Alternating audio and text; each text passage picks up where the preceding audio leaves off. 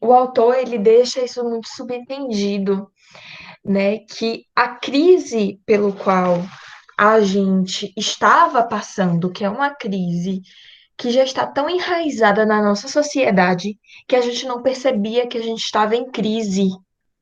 E esta crise é justamente por conta da má distribuição de renda. Marx, eu não sei se vocês já ouviram falar dele, né? Karl Marx, que foi um dos grandes pensadores do socialismo, um dos grandes estudiosos do capitalismo, né? Ele falou de uma coisa chamada da utopia, não é necessariamente utopia, deixa eu ver aqui a palavra, da ideologia, né? Que é o esforço para mascarar o conflito de classe. E o conflito de classe, que acontece naturalmente na nossa sociedade capitalista, ela é dada principalmente por conta dessa má distribuição de renda. E a gente tem uma má distribuição de renda crônica. Ela é tão crônica que a má distribuição de renda, ela gera diversos problemas ambientais. Pergunta como? Como é que essa má distribuição de renda ela gera tantos problemas ambientais?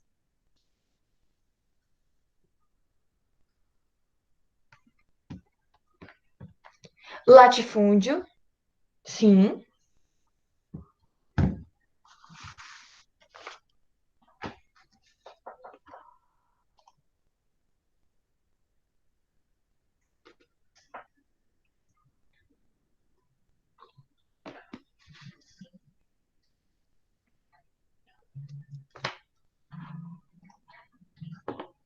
Latifúndio é um exemplo, né?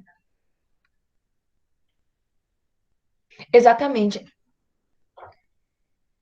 Um investimento, não necessariamente um investimento ruim, Diego. O negócio é o seguinte, é mais pelo lado que o Rafael está falando. O que que acontece? Quando você tem essa grande má distribuição, sim, da poluição.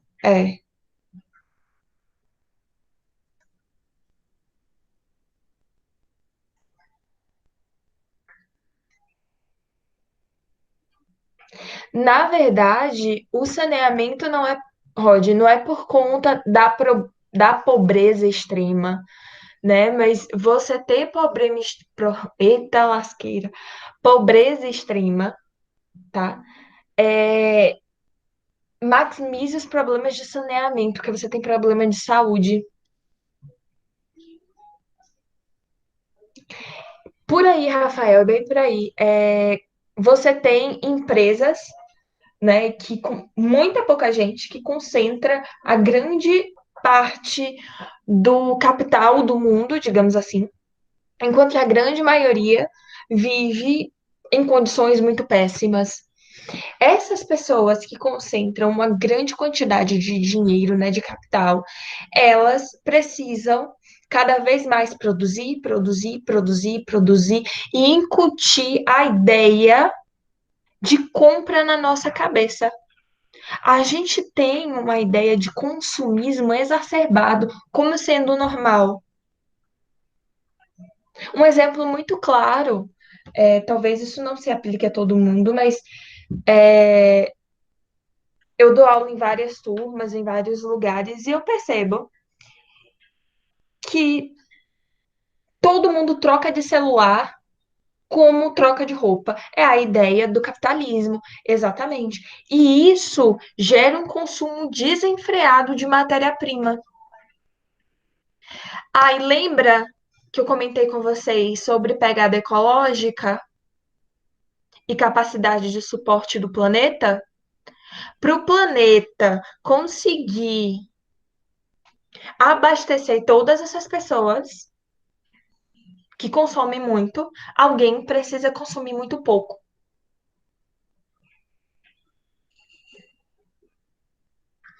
Então, a gente tem aí, a gente já vivia em uma crise enraizada social que a gente não percebia pela grande polarização das classes,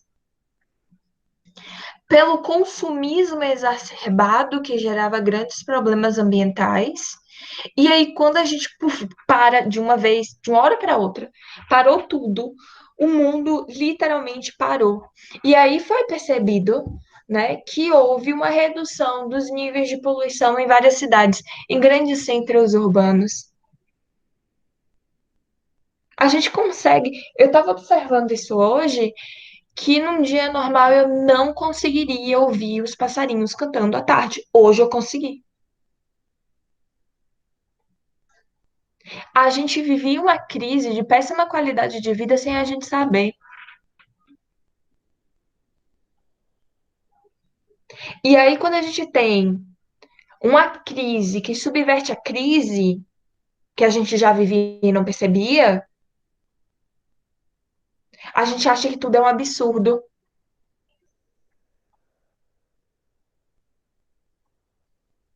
Muita gente se recusa a ficar em casa, mesmo sabendo que é interessante para a saúde, justamente por conta disso. E aí a gente pensa, né, aonde que isso nos leva? Possivelmente, quando essa, entre aspas, crise pandêmica passar, a gente vai relembrar os conceitos de sustentabilidade, porque esse jeito de produção que a gente levava até agora, ele não se sustenta em época de crise. E é nessas épocas onde discursos sobre o saneamento, melhoras sobre o saneamento, melhoras sobre o SUS, ele aumenta, ele ganha poder, ganha embalo. E isso que é interessante. Não estou dizendo que o coronavírus ele é interessante, mas sempre em época de crise, historicamente, a sociedade ela tende a mudar e geralmente ela muda para melhor. Que foi o caso da quando a gente pensa, né, da peste negra, por exemplo, quando acabou a peste negra veio o iluminismo. Quando acabou a gripe espanhola, que dizimou muito mais do que o coronavírus, entre os anos de 1918 e 1920, veio uma discussão muito grande sobre as condições de saúde, bem-estar e segurança na Europa.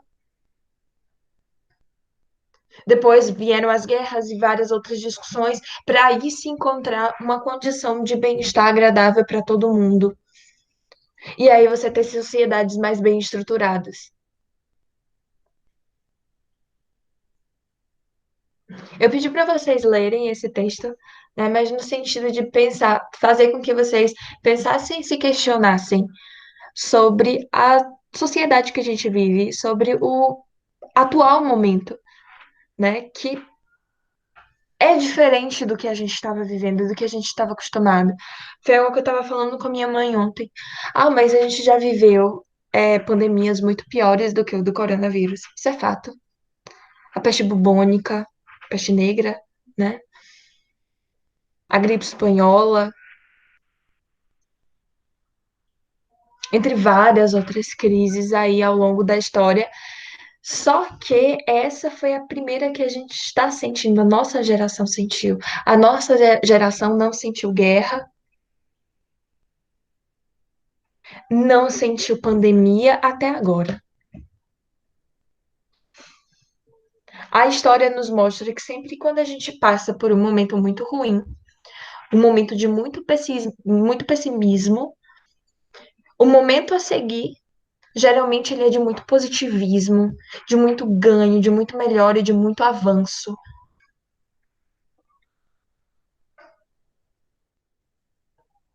Exatamente. Olha que interessante. As praias, segundo Vinícius, né? As praias ganharam vida pela diminuição da poluição. Isso é muito bonito. Pelo menos eu acho. Maravilhoso. Mas alguém quer trazer alguma coisa para discussão?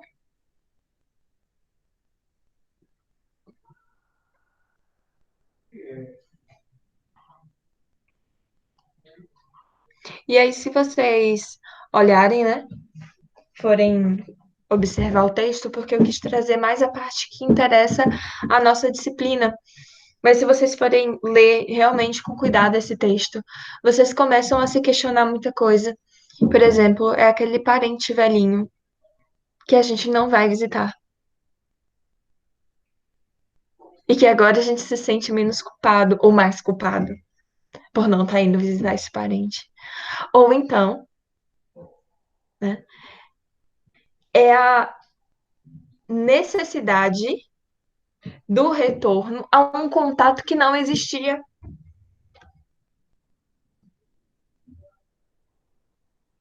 Isso é uma coisa tão louca que eu fiquei observando, né? As pessoas começaram a reclamar, pedindo o retorno do contato humano, do contato físico, mas no momento que tá todo mundo junto, tá todo mundo de pendurado no celular. Que contato é esse?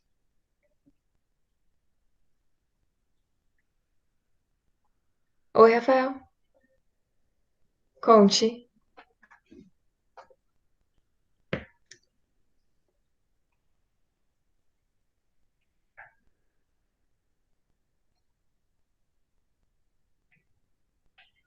Exatamente. A felicidade bestializa, só o sofrimento humaniza as pessoas. É exatamente por aí. E aí, na época do.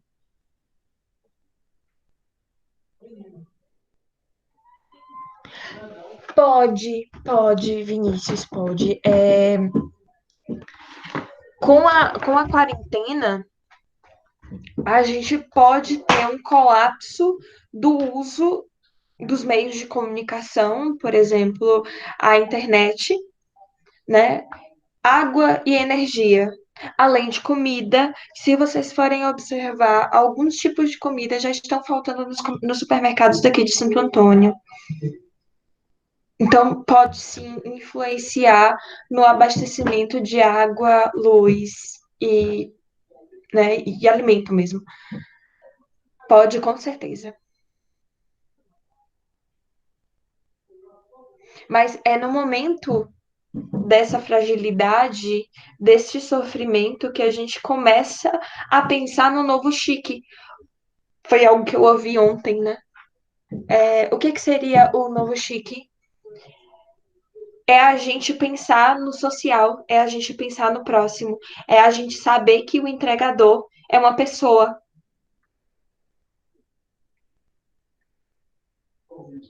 é pensar que ele está correndo risco para a gente ficar em casa. É pessoas, por exemplo, como meu pai, que está trabalhando na energia e que ele não pode parar. E que ele e a turma dele está se sacrificando pela gente. Para que a gente consiga ter o uso da energia ao longo, né, do processo de quarentena.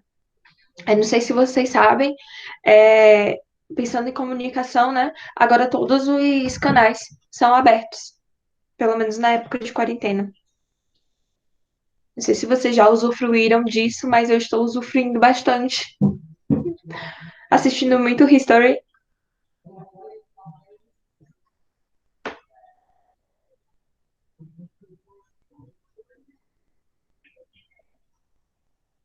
Agora, Vinícius, por mais que a gente tenha o maior consumo de energia, poxa, se você não sabe, Rafael, você está perdendo. Na verdade, você já perdeu um bocado. É, Vinícius, voltando para a sua pergunta, né? Pensando na questão dos combustíveis, da energia não renovável, aí a gente pode ter uma economia muito grande de combustível, levando em consideração que grandes cidades estão mais paradas. Da necessidade, aí as pessoas começam a pensar, né, da necessidade de não utilizar um veículo próprio, de utilizar bicicletas e tudo mais quando é possível. Aí as pessoas começam a se voltar para dentro de casa e perceber que o filho não é a maior maravilha do mundo, que na verdade é um saco e muito mal criado. E assim lá vai. A gente pode passar aqui a noite inteira tentando pontuar, né, diversos possíveis cenários ou então diversas consequências da nossa quarentena.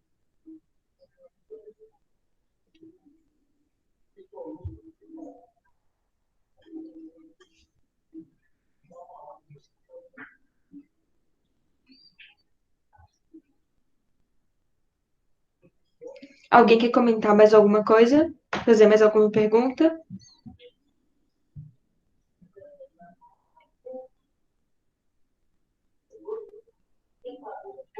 Não? Beleza.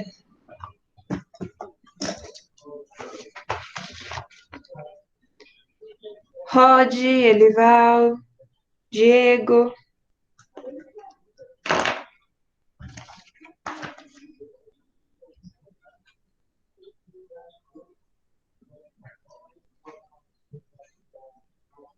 Mais alguma pergunta?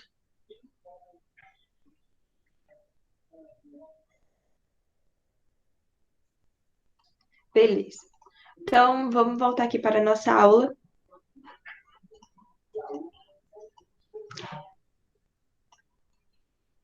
Vocês conseguem ver a minha tela?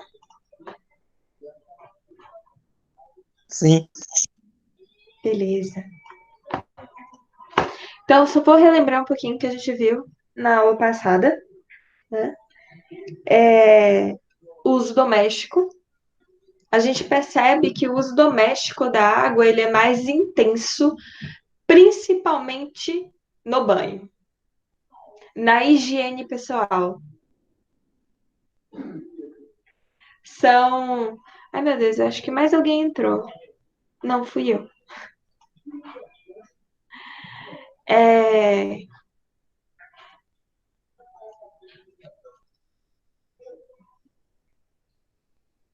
Aquele banho de meia hora, 50 minutos que as pessoas tomam, tem um impacto muito grande no que diz respeito ao consumo de água no setor doméstico.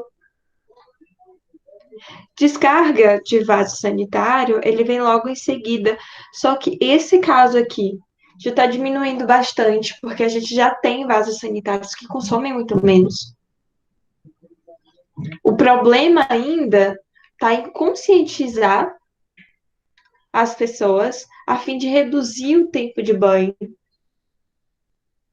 Eu tinha um professor que ele falava o seguinte, eu me lembro até hoje.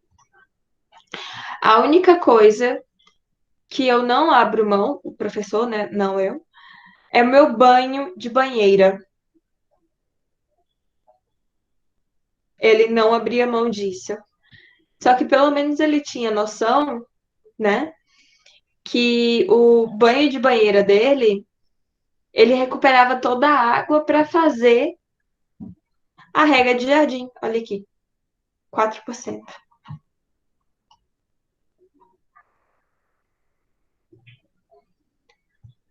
Pelo menos isso, exatamente. Além do mais, né, a casa dele era toda inteligente, tal, bem interessante assim. Mas de qualquer forma ele fazia isso porque ele sabe que essa água aqui, ela não tem uma qualidade tão ruim quanto seria a água de vaso sanitário. Então, essa água, a água de lavagem de roupa, é possível a reutilização, seja por um motivo ou por outro, né? Seja para rega de jardim, lavagem de chão. Vinícius, não é tão complicado fazer isso, não. Por exemplo, aqui em casa a gente faz. A gente pega a água de lavagem de roupa e usa para regar as plantas, principalmente em época de seca, né? No verão, por exemplo. E na época do inverno a gente usa muito para lavar a área de serviço, essas coisas.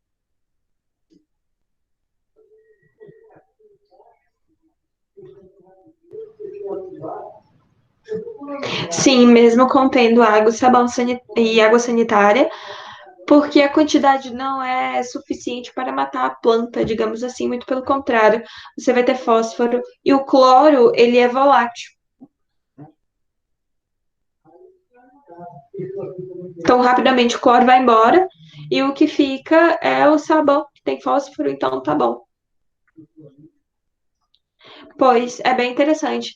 Agora, aqui, por exemplo, a gente não tem garagem, né? A gente tem uma área da frente e uma área do fundo. Como minha mãe lava roupa na área do fundo, né? Então ela só usa a água para lavar a área do fundo. A gente não usa aquela água para lavar a área da frente, porque é meio complicado ficar carregando essa água por dentro da casa, né? Mas é bem interessante e ajuda. Economiza no final das contas, né? Na conta de água. Aqui, para vocês terem uma ideia, moram 4 pessoas. Ainda mais nessa época de quarentena, né? 4 pessoas consumindo intensamente água e tudo mais. A gente gasta no máximo 7 metros cúbicos de água. Então, ajuda bastante.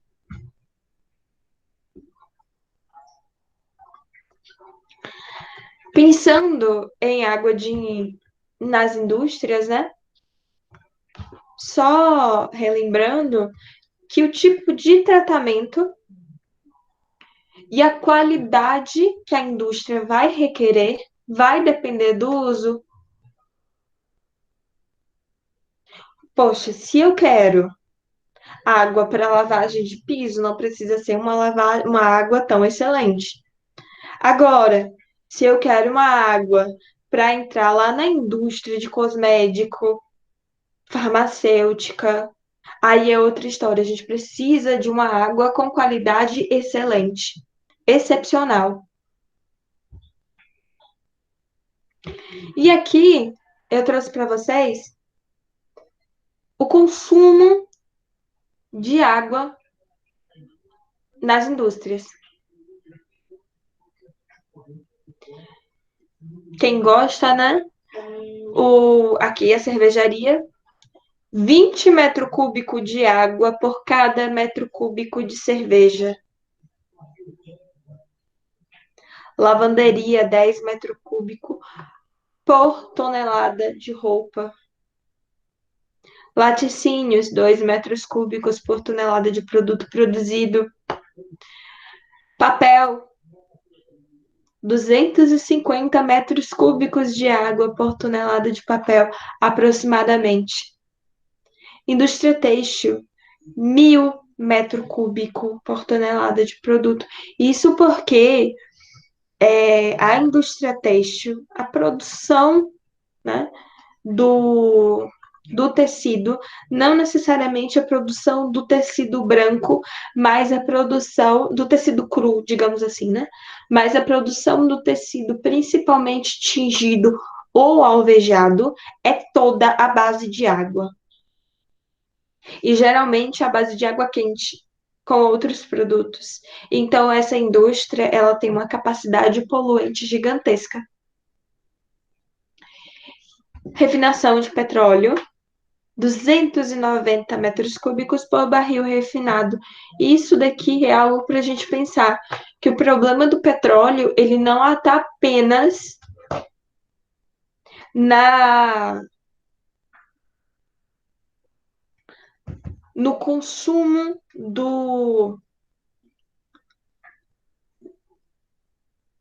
recurso não renovável, né? Mas ele também, no momento da refinação, ele também é um problema pelo consumo excessivo de água. Lembrando, gente, que esse consumo seria um consumo médio aproximado. Isso daqui vai depender muito, muito mesmo, do tipo de processo que é utilizado dentro da indústria. E vocês sabem que cada indústria, as marcas e tudo mais, variam conforme o tipo de processo que vai utilizar dentro daquela empresa. Beleza, gente? Dúvidas?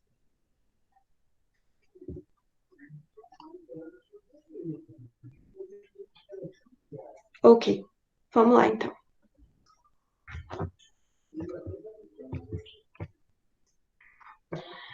Aí Aí aqui eu trouxe também o consumo de água por produção de, de culturas, né, na área da agropecuária. Se vocês observarem, a fruticultura, o arroz e também a uva, o melão, a melancia e as hortaliças estão entre aquelas culturas que mais consomem água, principalmente o arroz. Alguém sabe por que o arroz consome tanta água?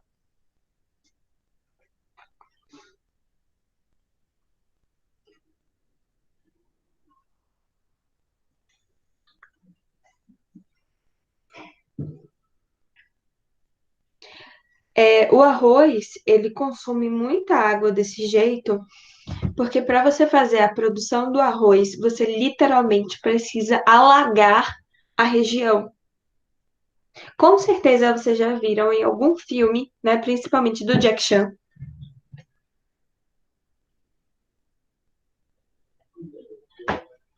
Eu gosto de arroz integral, Diego, mas não é por isso, não é pelo preparo do arroz, mas sim pelo cultivo do arroz, né?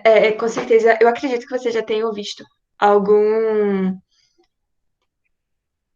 algum filme do Jack Chan, né? E viram aquelas plantações de arroz na China.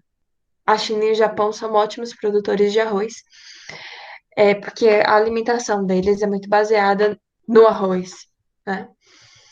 É, Então, para fazer a plantação do arroz, o cultivo do arroz, você literalmente precisa fazer tipo uma mini represa.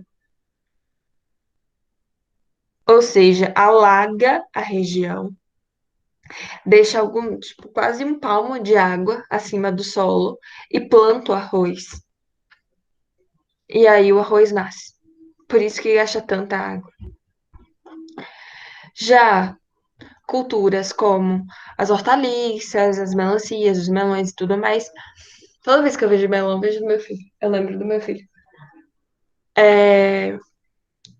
São culturas que naturalmente necessitam de uma quantidade. A uva também necessita de uma quantidade maior de água para o seu crescimento. E a hortaliça, assim como a melancia, a uva, que são culturas que a gente come cru, a gente precisa de uma água de melhor qualidade no momento da irrigação. Aqui, nessas culturas, né, a gente não pode utilizar qualquer tipo de água com qualquer qualidade, porque isso pode gerar um problema de saúde pública muito grande.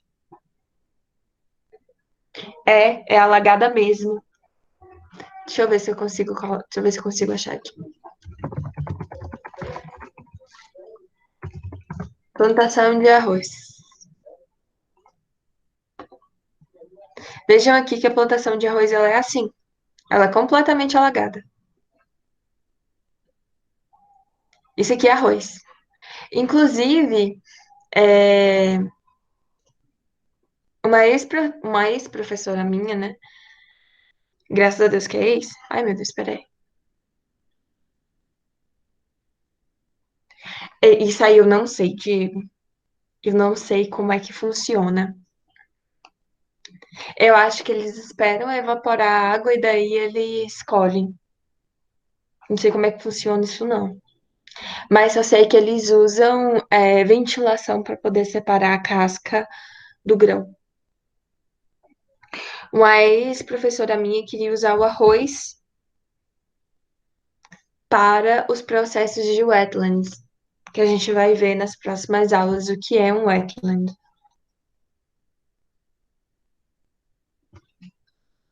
Porque a plantação de arroz, né, já é um local alagado. E se a gente for pensar, né, no surgimento da palavra wetland, é área, região, solo alagado, né, tipo um pântano. Então, já resolveria o caso.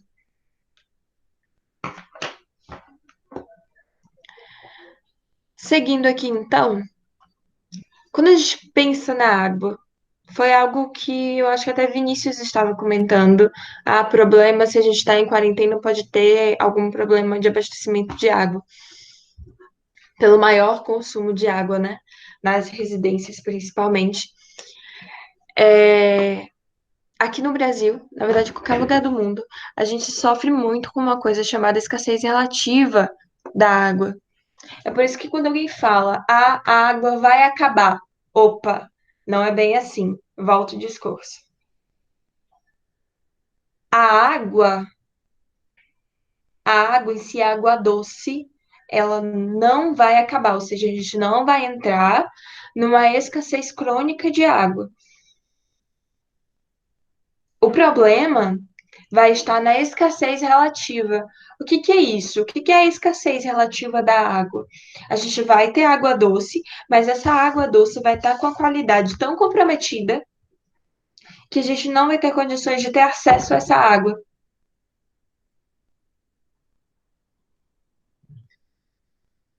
É uma água doce com uma qualidade péssima, e isso se dá principalmente pela atividade humana.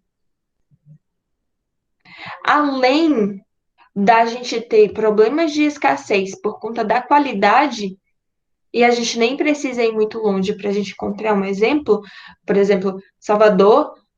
Salvador busca água de melhor qualidade em Pedra do Cavalo, a uns 250 quilômetros de distância. Aduz água para o abastecimento da região metropolitana.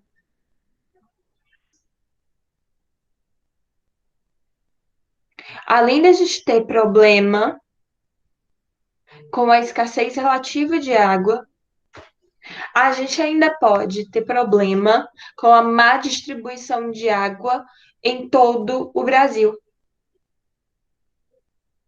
Na verdade, a água ela é mal distribuída em todo o planeta.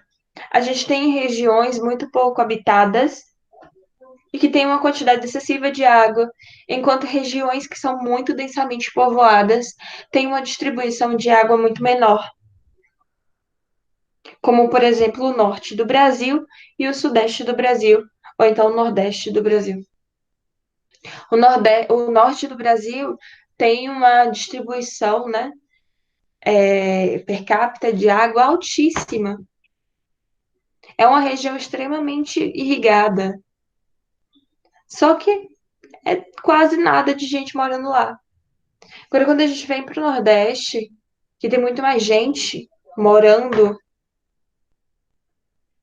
a gente percebe que tem muito menos água disponível para o abastecimento dessas pessoas. E além da gente ter pouca água aqui no Nordeste, a gente ainda sofre problemas com perdas de água. O que é isso, perdas de água? Da água tratada. Aqui na Bahia, por exemplo, a gente gasta em torno de 34%. A gente perde na distribuição, seja por roubo, seja por rede danificada, rede muito antiga e acaba danificando pela própria utilização das vias, né?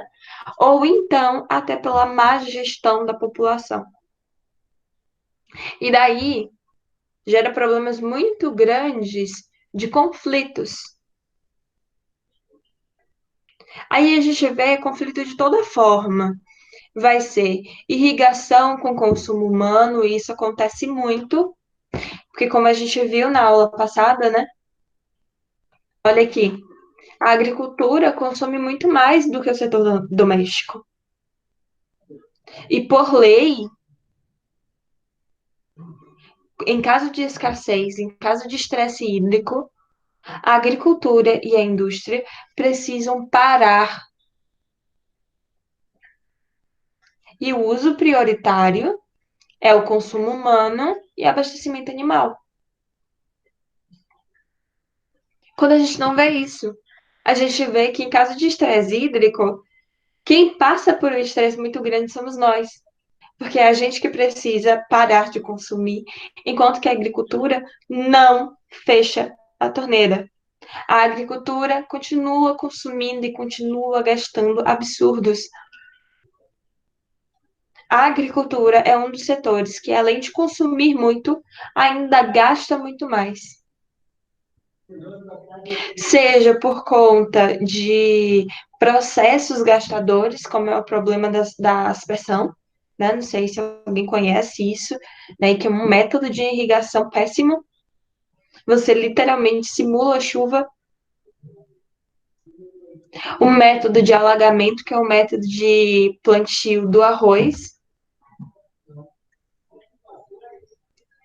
Grande parte dessa água não é utilizada na agricultura. Um dos melhores métodos de irrigação é o de gotejamento, mas pouca gente usa.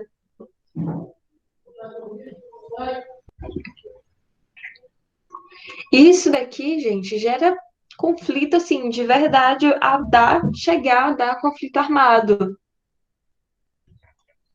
Teve uma época, eu me lembro, uma colega minha falando, comentando que na cidade dela estava tendo um estresse tão grande, não tinha água para todo mundo, o açude que abastecia a região estava quase seco, e o coronel da cidade foi lá, sentou perto da bomba que ele usava para irrigação no plantio dele, e quem desligar a minha bomba atirava. Enquanto que precisou desligar o consumo humano, a bomba para o consumo humano. A gente tem também, né, conflitos, atritos, quando a gente pensa em geração de energia e irrigação,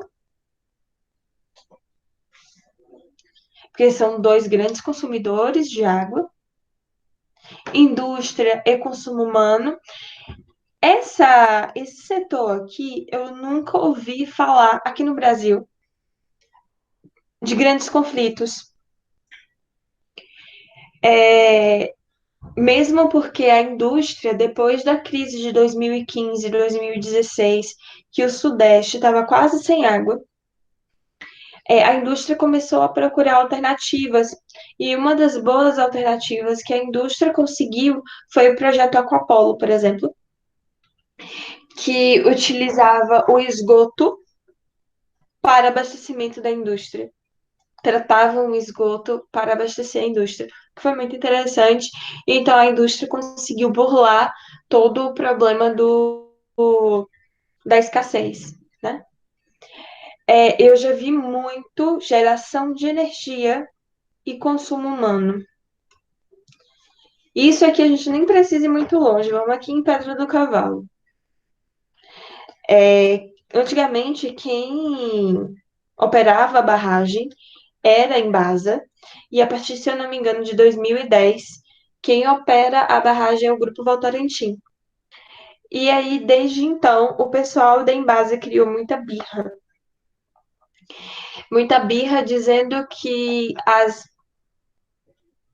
os canais, né, de geração de energia, tudo mais, as turbinas, consumia tanta água que iria secar o lago. Isso eles falam assim para todo mundo com muita boca cheia, com muito ódio, que é bem engraçado. O lago tava lá gigantesco, muito longe de secar, e o cara da Embasa estava ficando vermelho na época que eu fui visitar, estava ficando vermelho de ódio, dizendo que a geração de energia iria consumir toda a água do lago.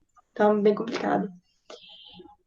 Controle de cheia e irrigação, isso daí também eu não vejo muitos problemas, mesmo porque quando você tenta fazer controle de cheia, a primeira coisa que você pensa é em barrar a água, e a irrigação tem interesse no barramento de água, porque fica mais fácil de você captar água. Alguém tem dúvida? Alguém gostaria de contar alguma coisa, compartilhar alguma coisa com todo mundo? Hein, gente?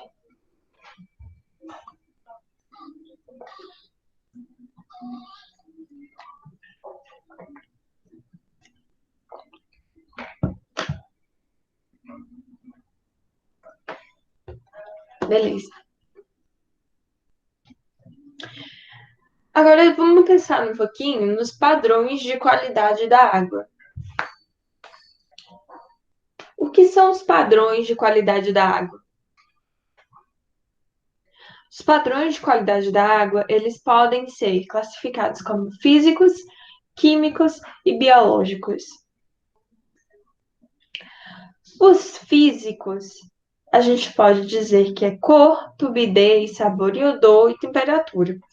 Ora, desde pequenininhos a gente aprende, né, que a água ela é incolor, insípida e inodora. Ou seja, sem cor, sem cheiro e sem gosto. Só que na real, quando a gente vai para qualquer lugar, exceto quando a água se torna tratada, a gente percebe que a água, ela tem sim uma certa tonalidade. Principalmente quando aquele corpo d'água, ele está impactado de alguma forma. Então, sim, a água tem cor. A água natural, entre aspas, tem cor. E a cor, ela está diretamente ligada com os parâmetros químicos, que são principalmente matéria orgânica. Já a turbidez está ligado ao parâmetro de sólidos. Alguém sabe dizer, Rod, você tem que saber disso, pelo amor de Deus. A diferença entre cor e turbidez?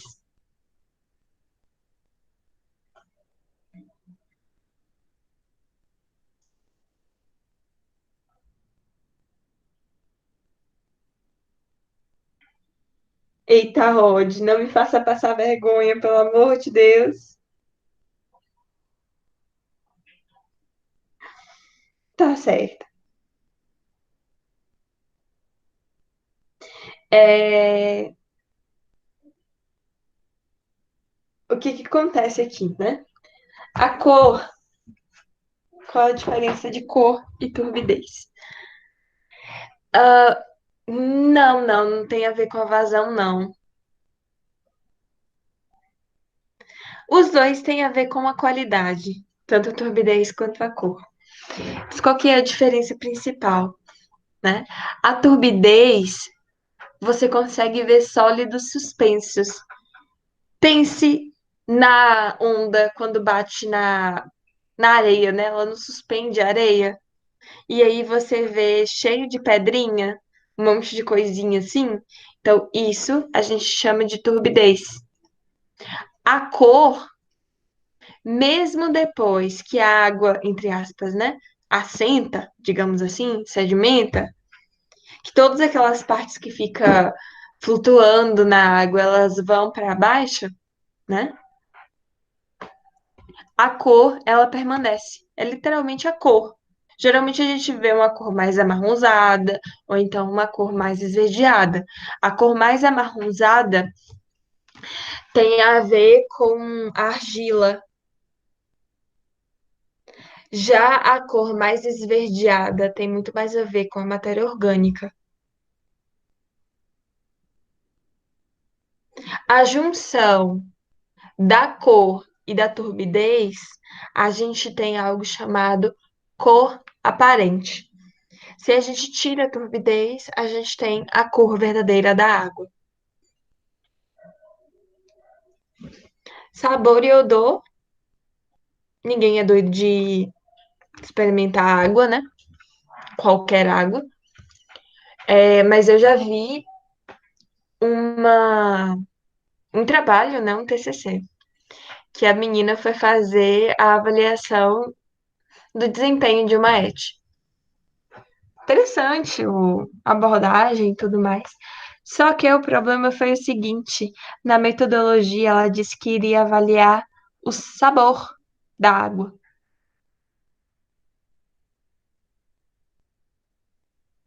Assim, não recomendo, né? Jamais. E a temperatura?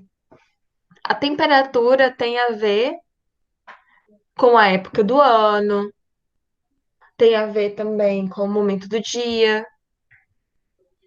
Nessa época, então, eu que sou friorenta, meu filho, para mim qualquer água tá gelada, tem cano.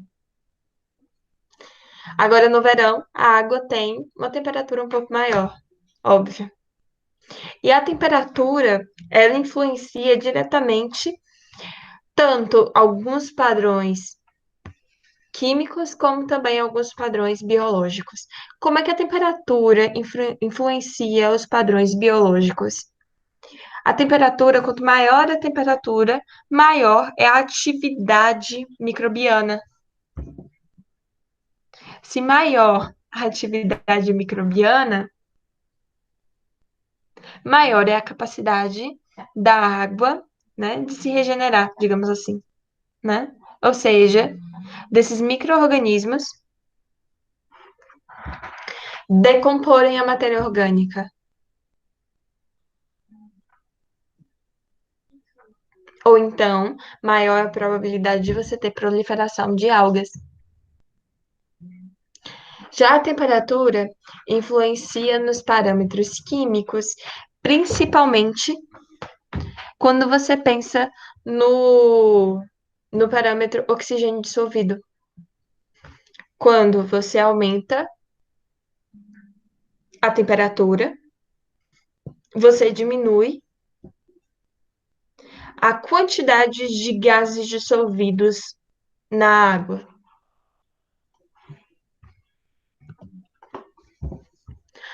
Dúvidas até aqui, gente?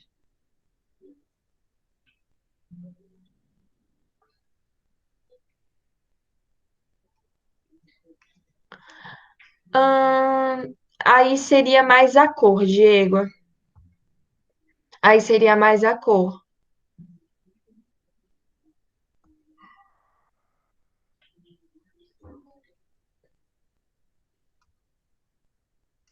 A turbidez, ela não necessariamente pode influenciar na cor.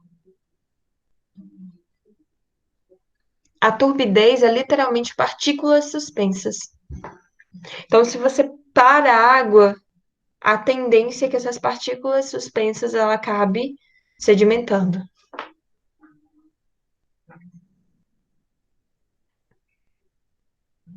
Geralmente as praias mais cristalinas, né, são aquelas que têm que não tem uma maré muito forte. Agora, se você, não sei se vocês já foram pro lado de lá, mas o Maranhão, por exemplo, as praias do Maranhão são marrom. Eu olhava para o negócio, tipo, eu não entendia. Não passava pela minha cabeça aquele negócio. Era marrom, marrom, marrom. Era não, é. Aí, pelo que eu fiquei sabendo, não sei se isso é verdade, porque depois eu não estudei mais sobre isso. É porque a região do Maranhão, né, de São Luís, ela é influenciada pela desembocadura dos rios amazonenses. Então, aquela região ali, ela fica cheia de sedimentos vindo da região amazônica. Aí depois teve outra pessoa que me falou que não, que aquilo dali era uma proliferação de algas. Aí eu honestamente não sei. Mas é interessante observar que as praias do Maranhão são marrom.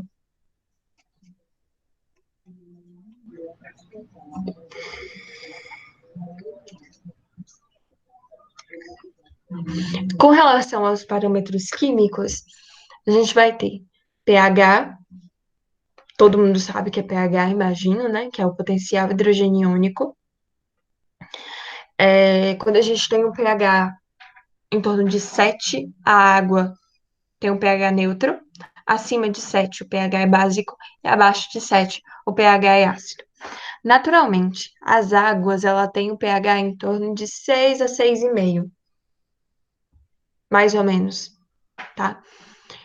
Quando você tem a redução muito grande do pH, isso daí pode ser atribuído à poluição, a problemas de poluição. Quando você tem uma redução muito grande ou um aumento muito grande.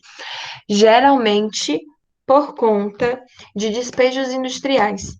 Os despejos industriais tendem a alterar muito facilmente o pH. A alcalinidade tem a ver, né, com a capacidade de manter o pH sempre igual. A acidez também, né, a alcalinidade tem a ver com sempre manter o pH alto e a acidez tem a ver com sempre manter o pH baixo.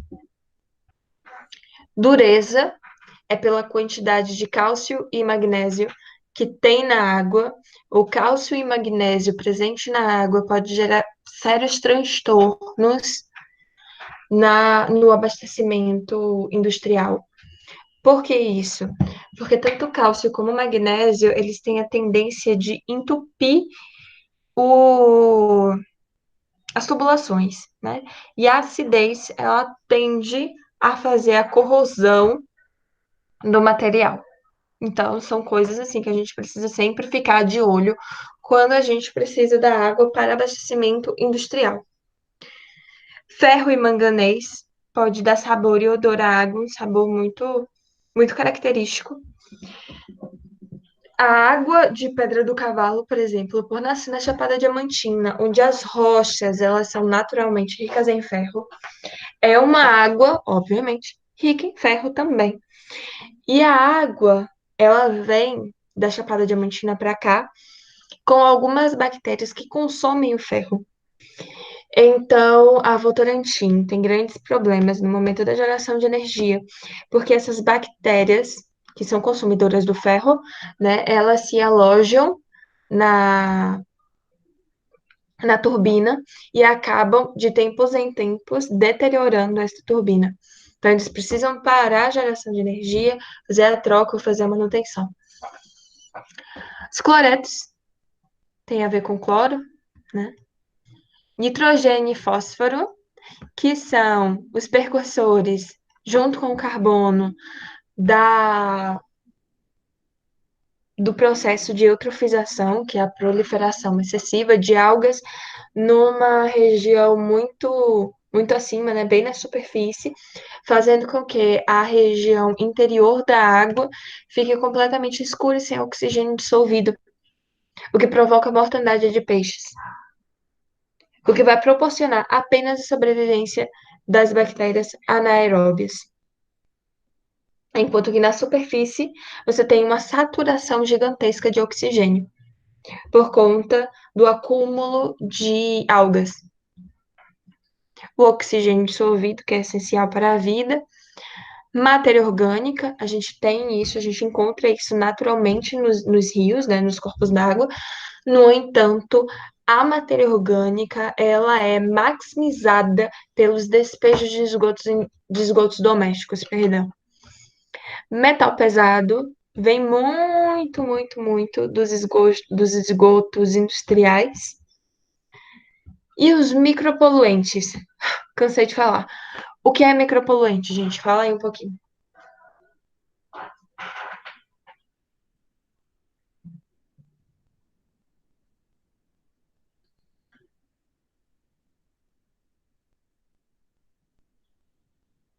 Ei, gente, o que é micropoluente?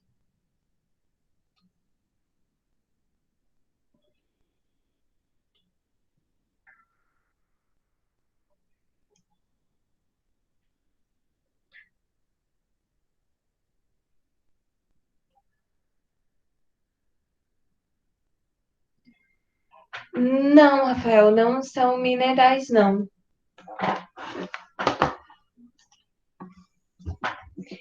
Imagine, micro, sim, Roger, é por aí. São substâncias que, de maneira geral, elas são bem tóxicas. Orgânicas, perfeito. Agora, elas são micro. Ou seja, se elas são micro, elas estão, na verdade, nem deveria ser micro, deveria ser nanopoluentes, porque elas estão ali na casa da nanograma, ou seja, 10 elevado a menos 9 gramas. Ah, não, não são mesmo. Não são mesmo. Pense que você toma o remédio na faixa de miligrama, que é 10 elevado a menos 3 gramas, tá? Os micropoluentes, eles vão estar na faixa de 10 elevado a menos 6 a 10 elevado a menos 9 gramas. Ou seja, 0,000000000 alguma coisa.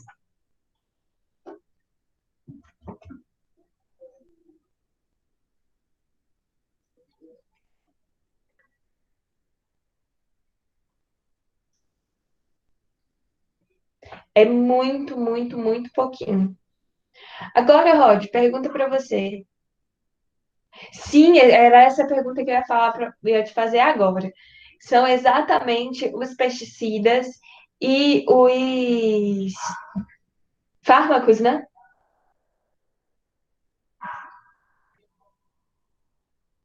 Esses micropoluentes são justamente os pesticidas, como o Rod falou, e os fármacos. Sim, a gente falou isso de saneamento. E também eu falei para você, para em saneamento, né, que eu vou falar aqui agora, uma coisa bem engraçada. Na verdade, se não fosse tão triste, seria engraçada. Alguns estudos é, quando a gente fala de micropoluente, a gente não fala só de pesticida e fármaco, a gente também fala das drogas lícitas e ilícitas, tá? As drogas lícitas seriam os fármacos.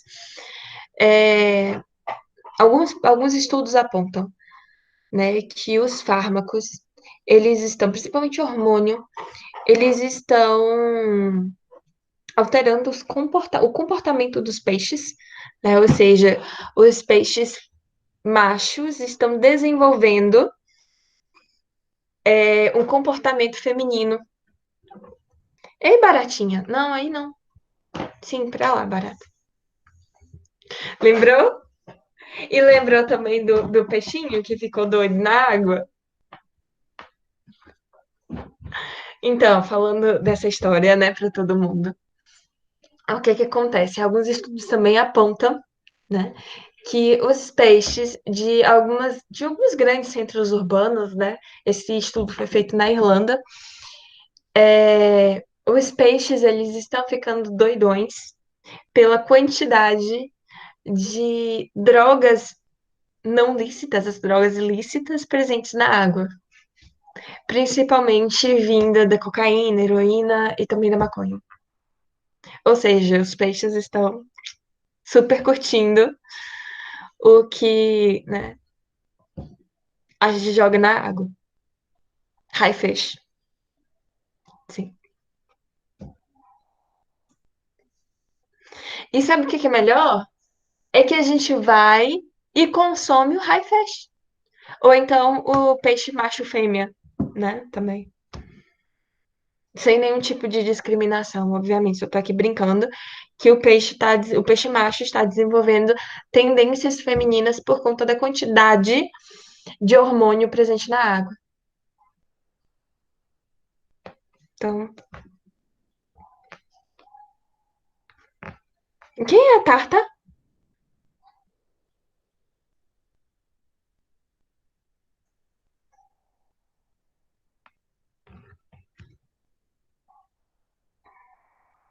Ah, tá.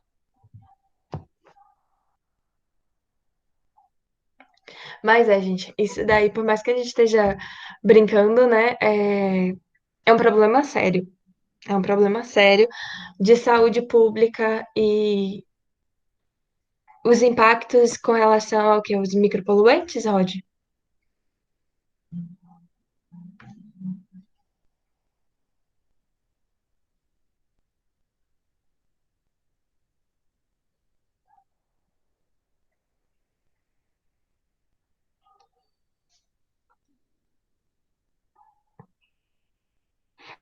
Tá, qual que é o problema, né?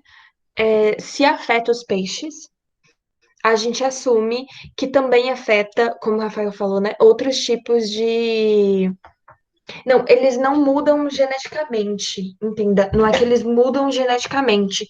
Da mesma forma que a gente também não muda geneticamente ao consumir essas coisas. A gente muda o comportamento. Ou seja, o peixe que antes era muito grande, ele crescia naturalmente, o peixe macho, maior do que a fêmea, ele passa a não crescer tanto. E passa a não cruzar com as peixes fêmeas. Entende? É esse daí o grande problema. E se afeta o peixe, quer dizer que também pode afetar outros organismos que são mais sensíveis do que o peixe.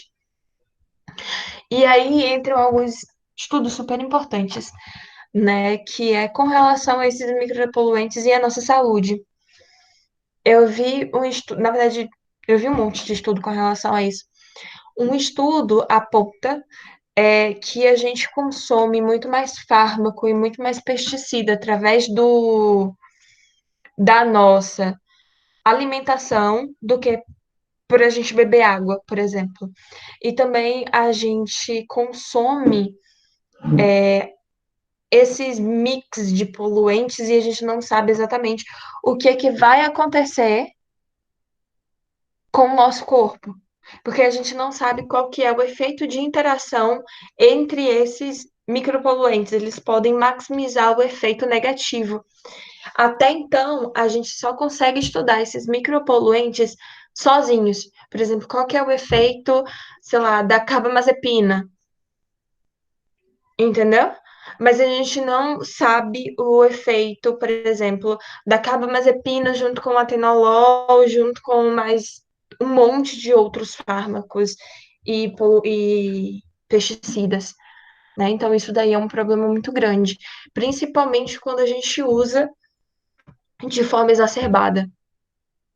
Alguns estudos apontam que em menos de 50 anos, todos os antibióticos que a gente utiliza hoje em dia não serão mais eficazes no tratamento de doenças, porque as bactérias já terão desenvolvido resistência a esses antibióticos pela taxa tão elevada que a gente usa. E nenhum estudo, né, aponta os problemas reais que pode gerar na nossa saúde a curto, médio e longo prazo. Então, bem complicado, a gente ainda não sabe, a gente ainda não entende isso. Inclusive, vários fármacos e pesticidas estão nas listas de químicos banidos de vários países europeus. Na verdade, da comunidade europeia de maneira geral, e de alguns outros países, como é o caso da Suíça e da Nova Zelândia, Austrália e tudo mais. Pois é, Diego, se afeta a reprodução dos peixes, não vai nascer mais peixinho.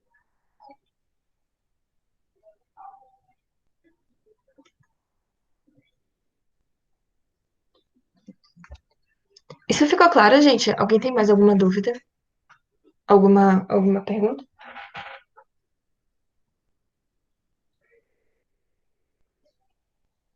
Beleza. Suave. Ótimo, adoro suave.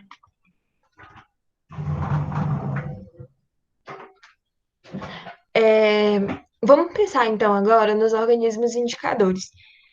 Alguém sabe qual organismo é um organismo indicador?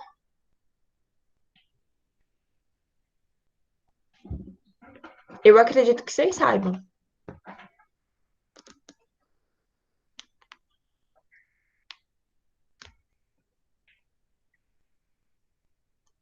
Qual é o organismo indicador mais utilizado?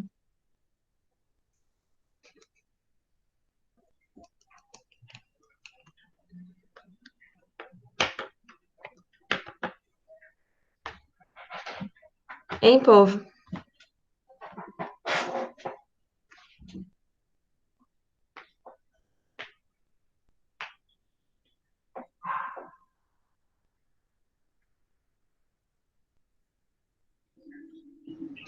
Rode do céu.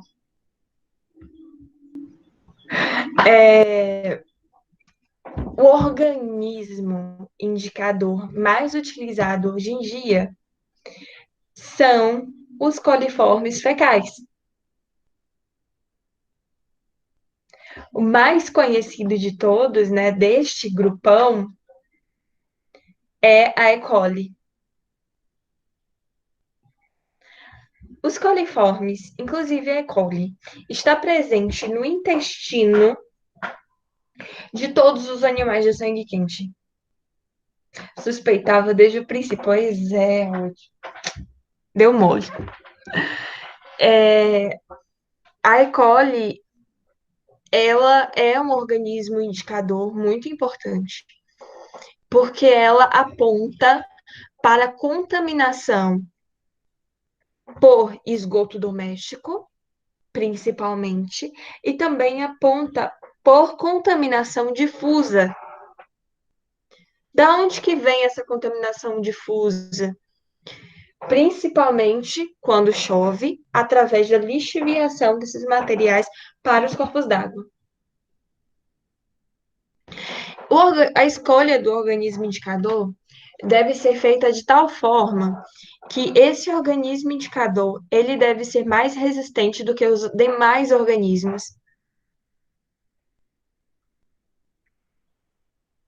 E outra, a manipulação dele deve ser segura, se bem que a manipulação da E. coli não é tão segura assim, mas dá certo. E deve ser de rápido e fácil e barata a identificação. Tá? Porque se a gente tem E. coli, vai ter as outras coisas. Se a gente não tem E. coli, a gente não tem mais nada. Fato. Algas, que são indicadoras do nosso processo de eutrofização, e as bactérias, e que a gente tem uma imensa gama de bactérias que podem causar diversas coisas. Dúvida, gente?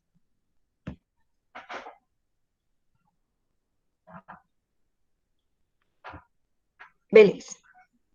Vamos lá. Aqui no Brasil, como eu já expliquei para vocês, né? Quem versa, quem conta, quem classifica a água natural vai ser o CONAMA 430, que é o antigo CONAMA 357.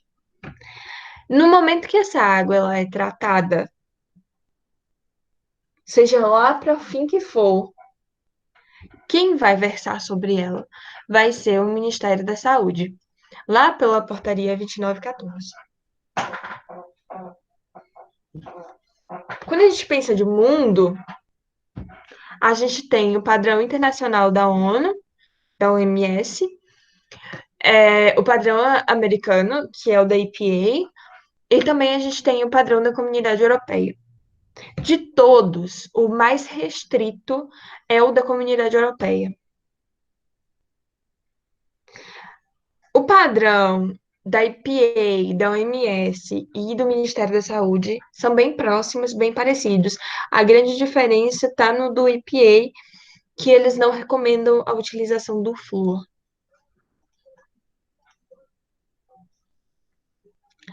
O padrão da qualidade na indústria, de novo, vai depender do uso.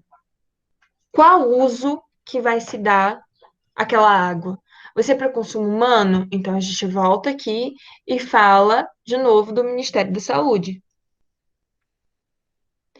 Vai ser como matéria-prima? Vai ser como fluido auxiliar? Vai ser como geração de energia? Vai ser como fluido de aquecimento de resfriamento? Então, para cada uso, quem vai dizer a qualidade é a indústria. Não vai ser o Ministério da Saúde, não vai ser raio nenhum. É a indústria que vai falar. Olha, é o meu uso que vai falar. O meu padrão é tal. Obviamente, quando a gente fala, né, desse padrão de qualidade para uso como matéria-prima, por exemplo, é, em sucos, refrigerantes, cervejas e tudo mais.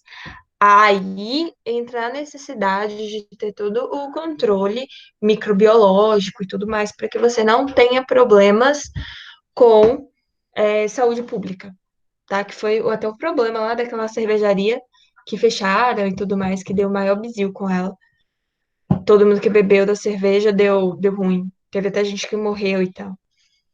Então, isso daí é um tipo de cuidado, né, que a indústria precisa ter para que não ocorra nenhum tipo de problema nenhum tipo de problema assim. E daí, falando em qualidade da água de maneira geral, a indústria ela se preocupa muito com a incrustação e com a corrosão, porque são problemas que podem vir a danificar algum equipamento. E o equipamento ele pode ser caro, vir trazer prejuízos e tudo mais, o que não é interessante para a indústria. Então, fazer a avaliação do grau de dureza da água é importante. O grau de dureza tem a ver, como a gente já tinha comentado, né, com a quantidade de cálcio e magnésio presente na água. Barata, eu já contei que é por lá. Sim, senhora.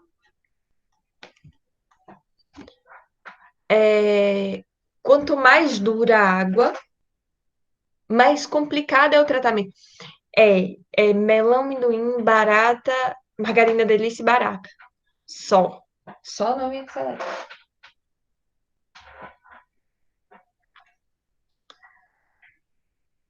Quanto mais dura essa água, mais difícil é o tratamento. Para a gente fazer o tratamento de uma água dura, que não é cachaça, tá? É uma água realmente dura, é aquela água que não vai gerar, é, não vai fazer sabão, não vai fazer sabão, não, vai fazer espuma quando a gente coloca sabão. E ainda pode ter a precipitação de cálcio e magnésio, né, no material e acabar de entupir e tudo mais. Para a gente fazer o tratamento disso daqui, principalmente de uma água médio para muito dura, a gente precisa fazer a utilização da precipitação química. O que é essa precipitação química? A gente ajusta o pH, a gente sobe o pH, ou seja, aí já tem um consumo muito grande de químicos, né? Para a gente conseguir subir o pH. Geralmente a gente usa um hidróxido de sódio ou algum hidróxido do tipo, sobe o pH, então todo o cálcio e magnésio ele precipita. De maneira geral, os metais, sódio e magnésio não, perdão, cálcio e magnésio são metais e eles precipitam no pH muito alto. Então é isso que se faz para fazer o tratamento de uma água dura. E com relação à água na agricultura, a gente precisa observar algumas coisas.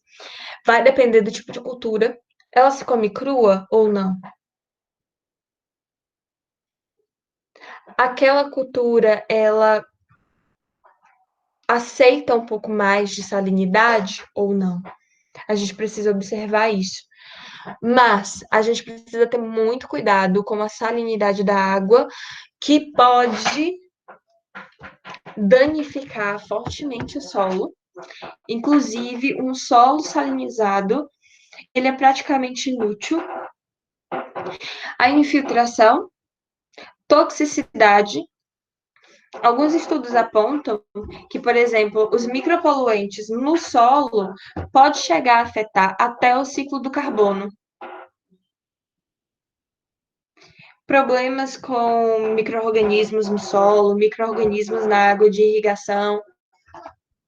A gente precisa observar o efeito sobre os equipamentos, que aqui também a gente pode ter danificações com entupimento e corrosão, e efeitos sobre a saúde.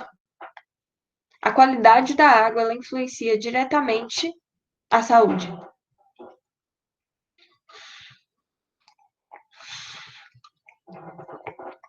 Pergunta, por favor, respondam. A gente pode utilizar qualquer água, inclusive água de reuso, por exemplo, com esgoto doméstico, para a agricultura? Eu já falei que aqui em casa minha mãe usa a água da lavagem de roupa para poder regar as plantinhas dela. Por que não, Rafael? Porque depende, Rod.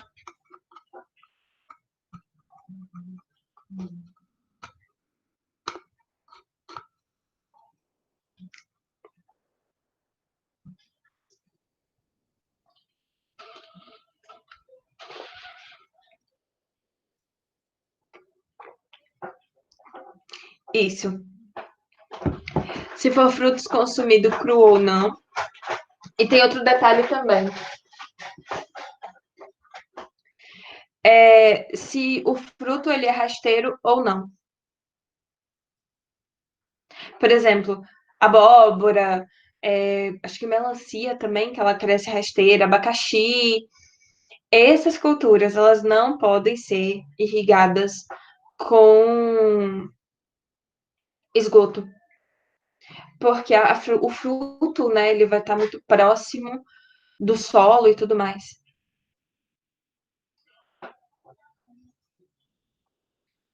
É mentira, né?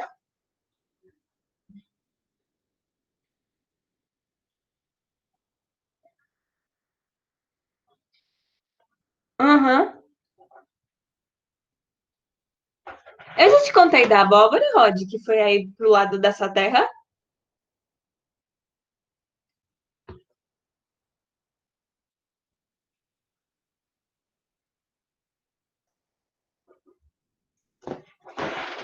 Quando eu estava na graduação, eu trabalhava num projeto. É, esse projeto se dedicava ao cultivo da abóbora com água de irrigação, ou com esgoto doméstico tratado.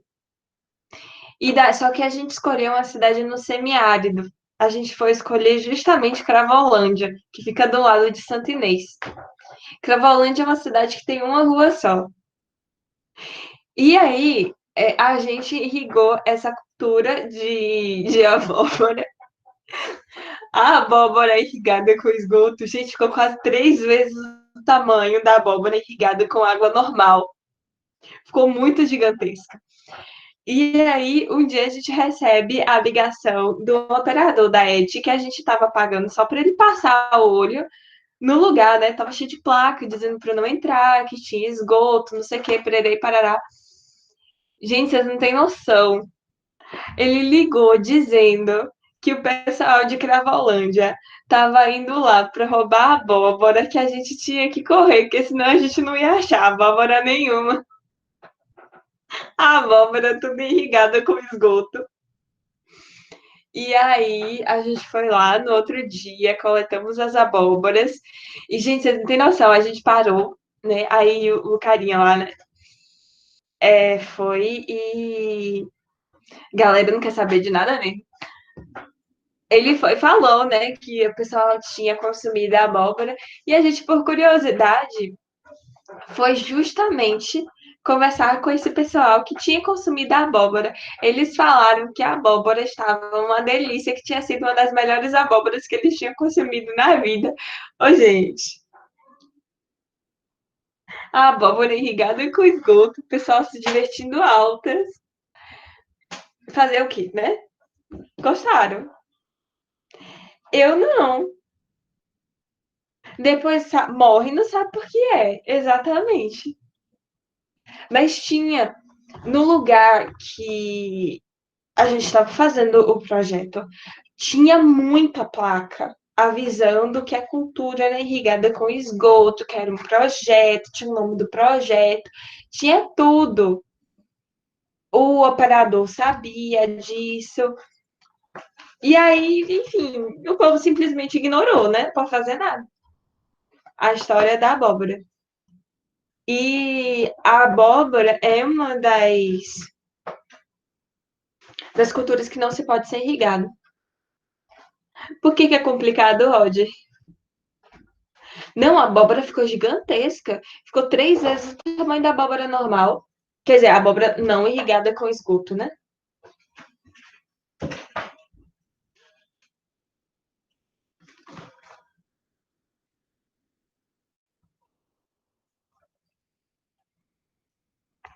Assim, tinha. Quando a gente passava para Cravolândia, eu não sei se ainda tem, tinha um açude completamente atrofizado.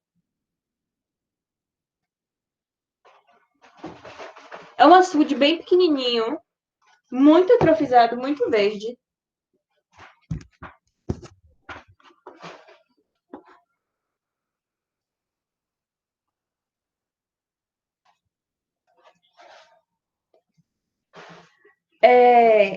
essa história de hortaliça, eu não sei se eu já contei pra vocês a história do. Eu tenho história pra caramba, eu tenho que parar com isso.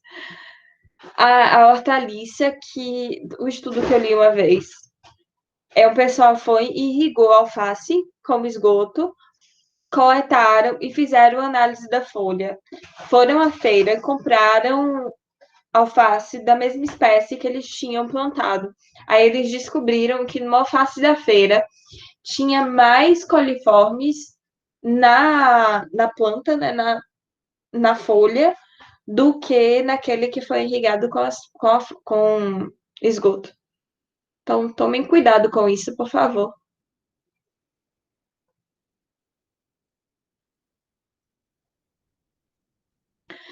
E daí, gente, a gente tem o índice de qualidade da água, o famoso IQA.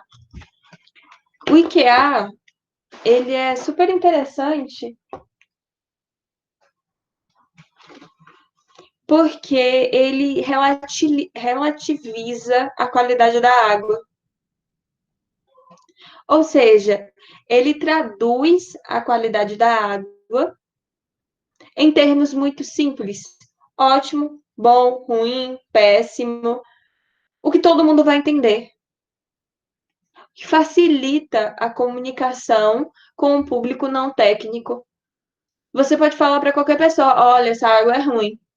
Ou então, olha, essa água é péssima.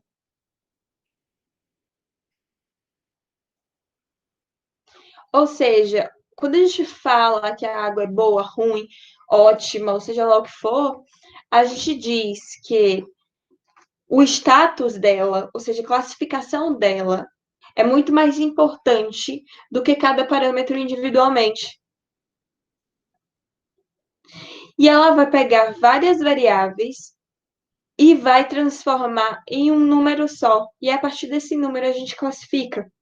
No entanto, quando a gente pega esse bando de variável e transforma em um número só, a gente acaba perdendo informação.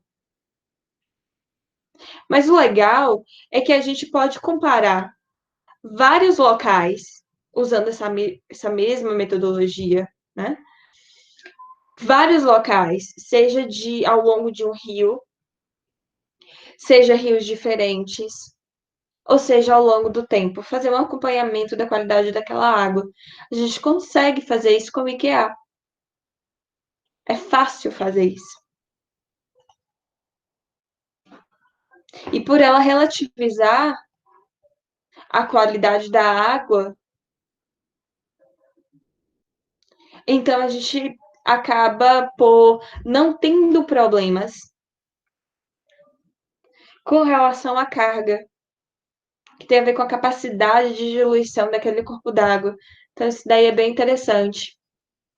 O IKEA, ele leva em consideração alguns parâmetros dentre aqueles que a gente já tinha estudado, que é a temperatura da amostra, o pH, OD, que é o oxigênio dissolvido, DBO, que tem a ver com a quantidade de matéria orgânica presente da água, coliformes, olha ali os coliformes, ou seja, é um indicador biológico, nitrogênio total, fósforo total, esses dois, vamos dizer se esse corpo d'água está eutrofizado ou não, sólidos totais e turbidez.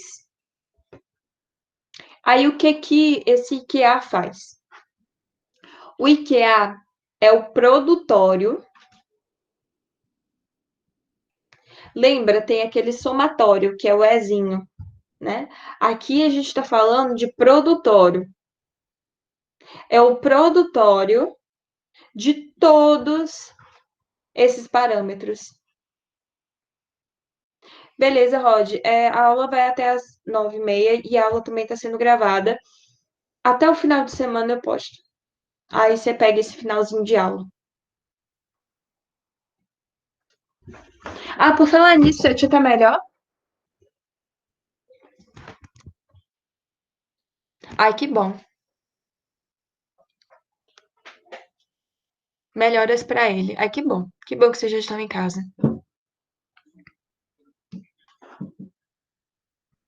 De nada.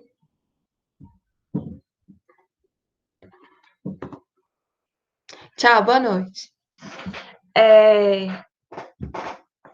Alguém não sabe o que é o produtório?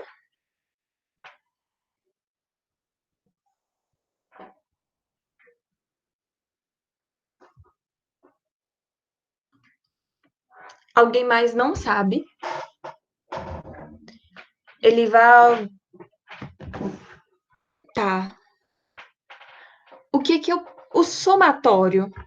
A gente não soma todos os valores e divide, tipo, a média, né?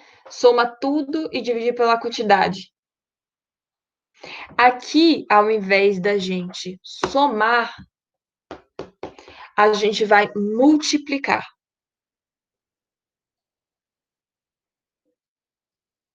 certo?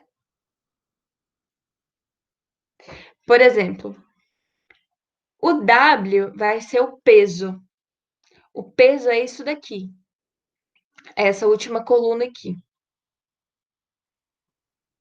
E a gente atribui valores de 0 a 100 para todos esses parâmetros.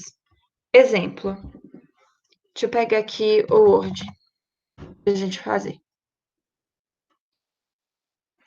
Não, não, Diego.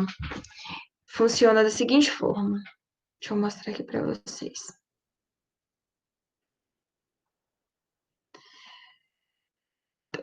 Peraí.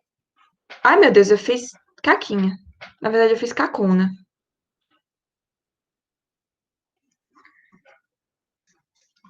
Voltou.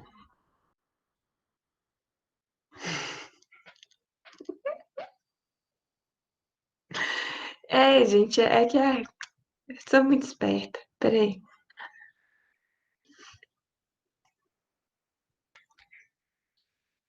Pronto. Voltou. Tá certo aqui. Já tá a tela grandinha para todo mundo.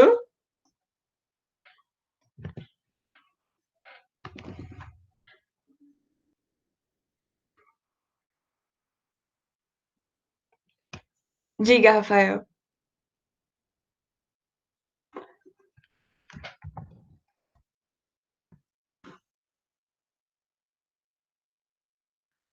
Olha só. Eu vou ampliar aqui. Aí daqui a pouco vejo o que que vocês falaram. Ó, o IKEA é o produtório, não é? Vamos começar então pelo OD. Vamos. Pera aí, Luca. Vamos supor que a gente vai começar aqui pelo OD. Vamos dizer que a gente deu é, 71 para o OD. Aí a gente pega o 71 e eleva ao peso dele, que é 0,17. Aí eu vou e multiplico pelo próximo parâmetro. O próximo parâmetro vai ser coliformes fecais. Vamos supor que para coliformes fecais eu tenho 54. Aí eu vou e elevo ao peso dele, que é 0,15. Depois eu vou, multiplico pelo próximo parâmetro, que não vai ser coliformes, não, vai ser o pH. O pH, ele tem peso 12, 0,12. Então, vamos dizer que o pH deu 88, elevado a 0,12. E aí, eu vou fazer para todos os meus parâmetros, pego a calculadora e calculo o IQA.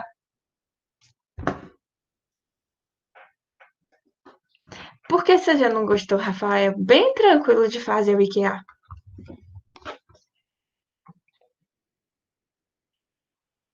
9 multiplicações. Só que, olha que interessante. Aquela calculadora científica faz tudo isso para você.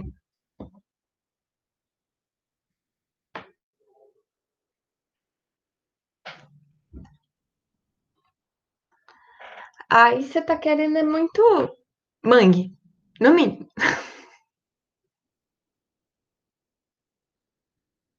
O Excel também faz isso. Então, tá de boas. E aí, como é que eu faço para conseguir, tá? O valor de cada um. Por exemplo, aqui eu atribuí, tipo, 71, 54, 88. Foi coisas que eu arranquei da minha cabeça. Como é que eu faço para achar esses valores? Aí, a CETESB, linda, perfeita, maravilhosa, fez esses gráficos aqui. A partir, por exemplo, meu pH lá na água é 7. Então, eu venho aqui no 7 e olho, 90, aproximadamente. A minha DBO é de 10 miligramas por litro. Então, eu venho aqui, por exemplo, em 10, bato aqui na curva e volta. Dá uns 32, mais ou menos, né? Tá um pouquinho mais em cima. Dá 30, vamos supor. Coliformes, tá aqui em escala de logaritmo, mas só é olhar, né? Aqui tá 10 elevado a 1, 10 elevado a 2, 10 elevado a 3, 10 elevado a 4, 10 elevado a 5. Vamos supor que deu 10 elevado a 2. Então, vem aqui e olha, vai dar 40. E assim sucessivamente para o nitrogênio, para o fósforo, para a temperatura. Muito tranquilo. Turbidez, sólidos totais. O problema está no OD, que não é necessariamente um problema, vai. É bem tranquilo. Por quê? O OD vai te dar assim, em miligrama por litro, por exemplo. E aqui tem porcentagem de saturação. Ou seja, são duas unidades completamente diferentes. Aí o que, que a gente faz? A gente vem aqui para essa tabela. Eu tenho a minha temperatura da água, porque para você saber o OD, você tem que saber a temperatura, obviamente. Tem a temperatura e tem a altitude. E aí aqui se descobre a quantidade máxima de OD que vai ter naquele corpo d'água. E daí a gente vem aqui e calcula a partir dessa formulinha aqui. Muito tranquilo. Fica 100 vezes a quantidade de OD, a quantidade de OD em miligrama por litro, dividido pela quantidade de saturação que vocês encontram aqui na tabela. De boas. Acha porcentagem, aí vem aqui no gráficozinho, por exemplo, deu 120, então vem aqui e dá 90. Então deu, sei lá, 80. Aí vem aqui e vai dar 90 e pouquinho, 80 e pouquinho. Então, para cada valor, né, vai ter alguma coisa relacionada. Aí, gente, o que que eu vou fazer? Porque eu sou uma professora maravilhosa. Eu sou muito coração, sabe? Gosto muito de vocês. Eu vou passar um exercício para vocês fazerem e me devolverem com relação a este assunto. Vocês podem fazer em dupla. Olha como eu tô boazinha. Tô muito boazinha na vida. Vocês podem fazer em dupla. Diego, eu não sei, vamos dizer, sei lá, dia 7 de maio? Ou vocês estão muito apertados?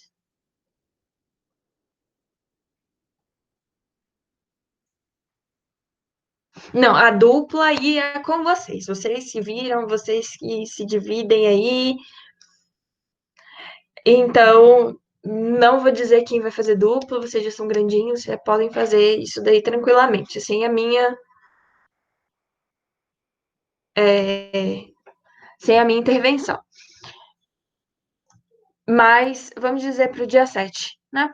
Acho que 15 dias tá de boas. Ou vocês estão muito apertados? Se estiverem muito apertados, eu coloco mais uma semana. Me respondam, por favor. Por agora não passou nenhuma atividade ainda, né? Nem entrou praticamente na segunda unidade ainda. Ótimo. Então, já vou passar essa atividade para vocês e aí vocês já vão fazer. O que acontece aqui, né? No momento que vocês acham o IQA, vocês vêm para essa tabela. Por exemplo, meu IQA deu 79. Se deu 79, ela é boa. Se deu entre 20 e 36, ela é imprópria para tratamento convencional. Se deu entre 0 e 19, imprópria para consumo humano. Fala aí, Rafael. Sim, sim, sim, senhor. Só para vocês fazerem continha e me dizer se a qualidade é boa, aceitável, ótima, ruim, seja lá o que for.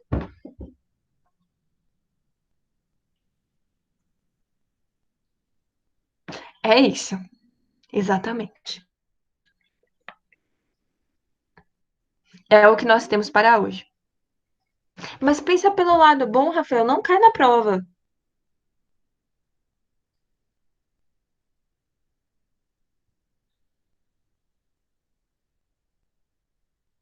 Pois é.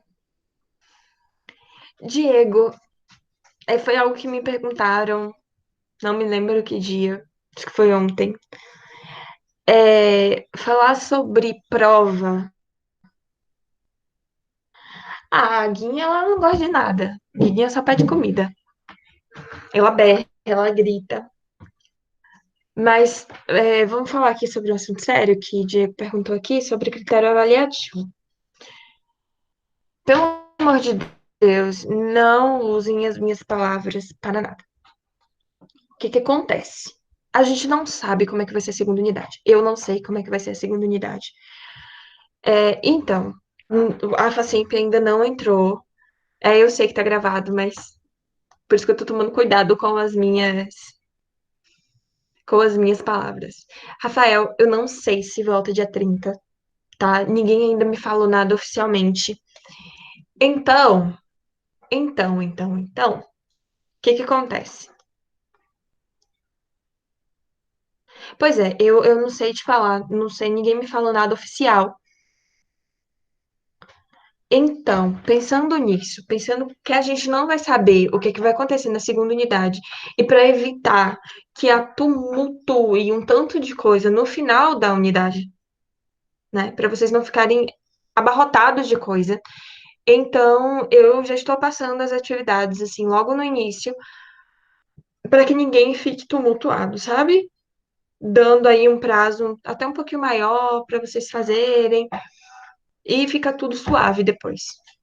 Não ficar ninguém reclamando, eu estou atarantado de coisa. Suave não vai ficar, nunca fica, né? Porque somos universitários. Mas é a vida. Exatamente. É a função de vocês reclamarem com um pouquinho de noção, é óbvio. Mas né? Porque tem gente que reclama sem noção. Tipo, faz uma reclamação muito doida, sabe? É verdade, não é mesmo.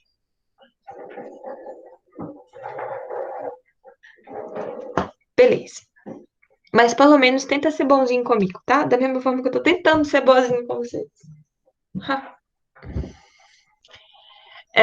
Então, é isso. Ainda essa semana eu vou deixar como, como atividade lá no Classroom, tá? É o IKEA. Isso. Só fazer a IKEA. Duas, duas questõezinhas só para vocês determinarem o IKEA. E, como extra, olha como eu tô boazinha.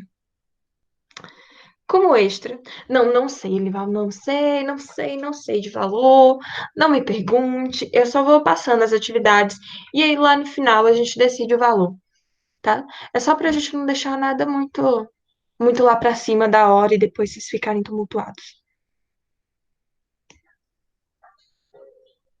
certo?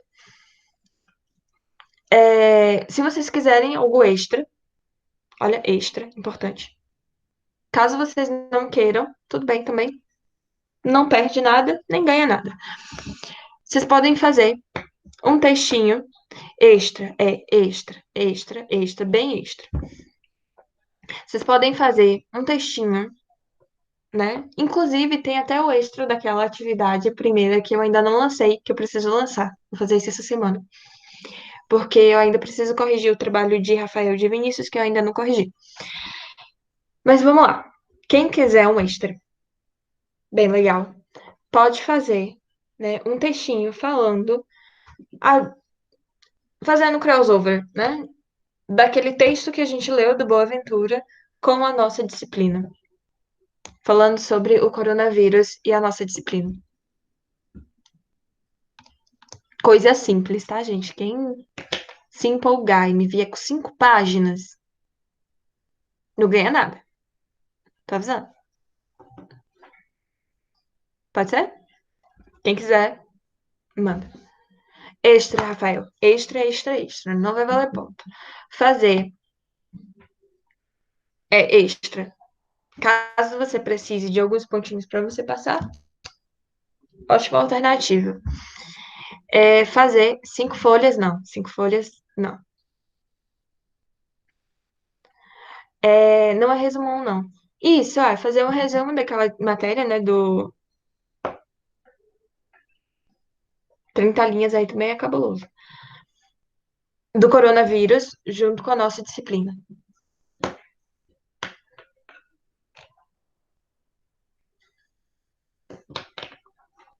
Mas se não fizer, se não quiser, de boas.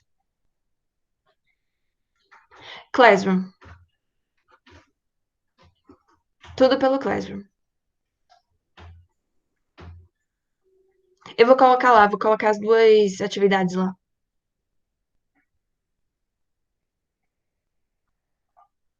Eu vou colocar lá. Pode deixar que eu coloco no Classroom. Ah, tá. Vamos voltar aqui para nossa disciplina. A qualidade da água. Veja se vocês concordam com isso.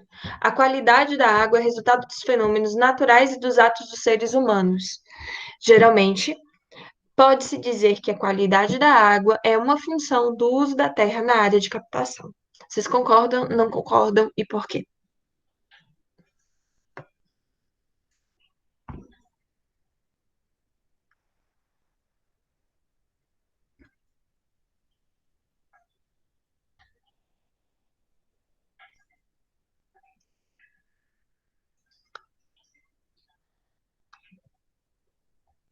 Hein, gente?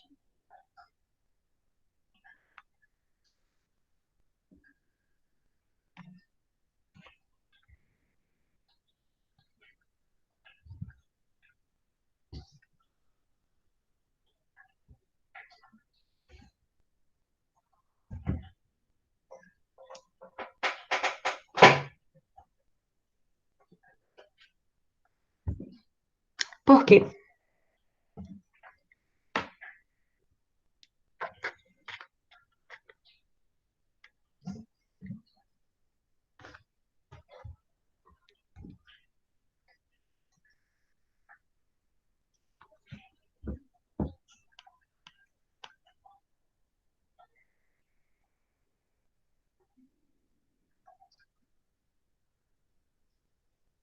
Hein, gente? Por quê?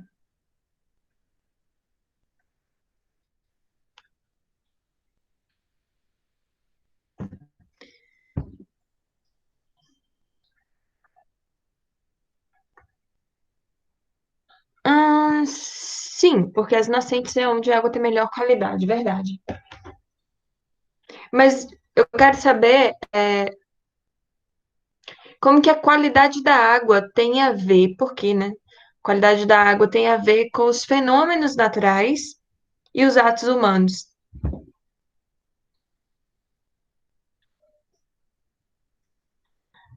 De maneira geral, a gente nunca melhora a qualidade a partir do ato humano, a gente simplesmente piora, a gente degrada.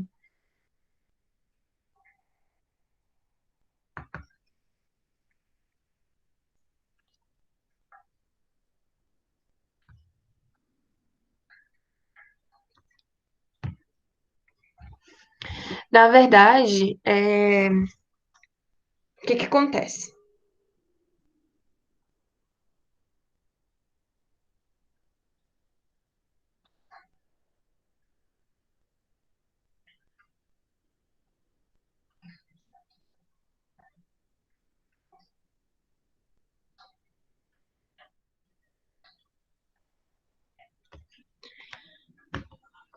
Uhum.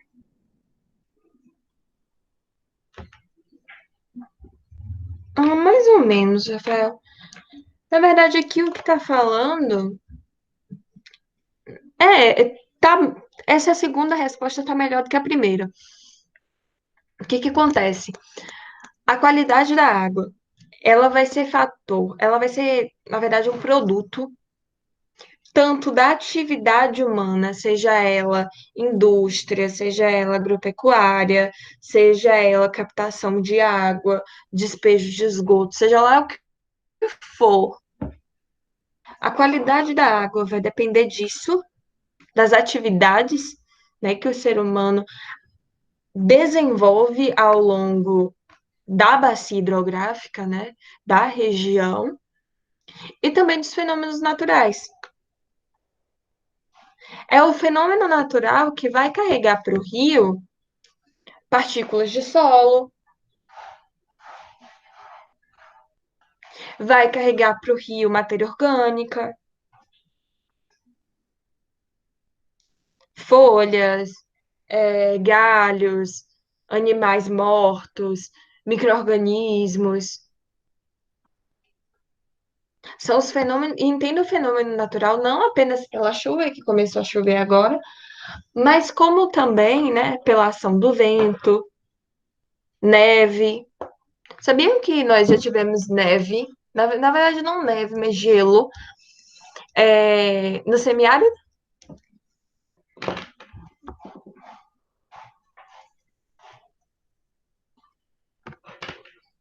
Ou seja, a gente sempre está na dicotomia. Temos a qualidade da água existente e a qualidade da água desejada. Nem sempre uma é compatível com a outra, por conta das atividades que são geradas ao longo da bacia. Que a gente vai ter diversas atividades, sejam elas naturais ou não, ou antrópicas. E de maneira geral, são atividades que a gente não tem como frear ou diminuir. Por exemplo, a atividade humana no sentido de vivência, de captação de água e despejo de efluente, a gente não consegue diminuir.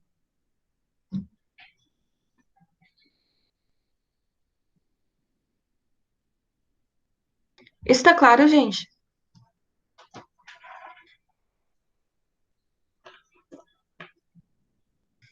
E aqui a gente tem alguns principais poluentes aquáticos que a gente pode pensar, que são os orgânicos e os inorgânicos. Quando a gente pensa no orgânico, aqui a gente tem um leque gigantesco de coisa, que a gente já falou de alguns, né?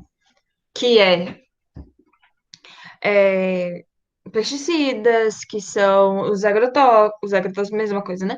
Mas os fármacos, as drogas ilícitas, a gente também pode falar de efluentes industriais, né? Principalmente os orgânicos,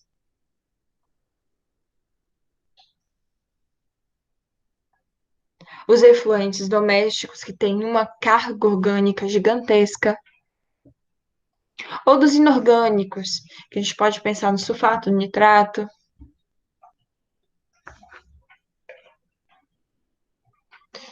Quando a gente pensa na escolha do manancial, vejam que quando a gente olha a bacia, né, que é onde se dá o desenvolvimento, o uso e ocupação do solo, a gente tem diversas oportunidades e possibilidades de captação de água. Só que, para a gente escolher o manancial, que manancial que vai servir a minha cidade? Que manancial que vai servir a Natulab? Aí a gente precisa pensar algumas coisas. A gente primeiro precisa ver a qualidade dessa água. A qualidade da água atende? A qualidade da água, ela é possível de ser tratada e atingir a qualidade que eu quero? E depois, eu vou observar a vazão mínima do manancial. A vazão mínima atende ao longo do tempo ou eu preciso fazer algum represamento para aumentar a quantidade de água disponível ao longo do ano? E aí eu venho para o terceiro critério. Qual é que é meu terceiro critério? Eu vou escolher aquele manancial que exige apenas desinfecção. Não conseguindo por critério de vazão, aí eu vou para o quarto, que exige tratamento simplificado. Não dando conta, eu vou para o quinto, que é o tratamento convencional. Dúvidas?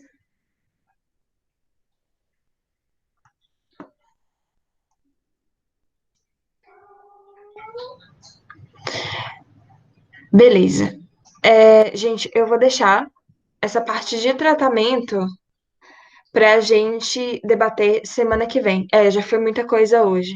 E semana que vem vai ter muita coisa também que a gente vai dar uma secada nesse negócio inteiro. Mas vai dar certo.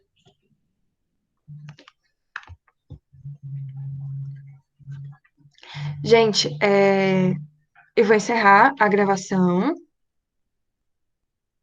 Mas vai dar certo, você vai ver.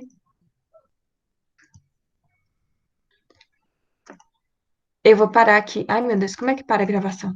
Aqui? Achei.